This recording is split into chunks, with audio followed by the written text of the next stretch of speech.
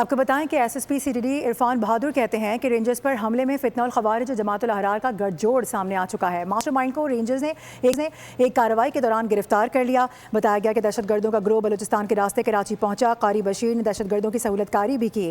News conference میں ایک دہشت گرد کا اعترافی بیان بھی چلایا گیا۔ منصوبہ بندی کرنے والوں میں خارجی نور ولی، جو کہ بھارتی پراکسی فتنۃ الخوارج تحریک طالبان پاکستان کا سربراہ ہے، شامل تھا۔ اس کے اندر افغانستان کی سرزمین پر ہی تربیت دی گئی۔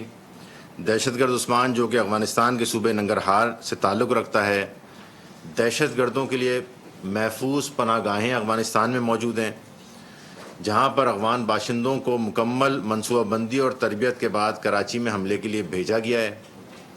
گرفتار شدہ افغان دہشت گرد اس کا واضح ثبوت ہے۔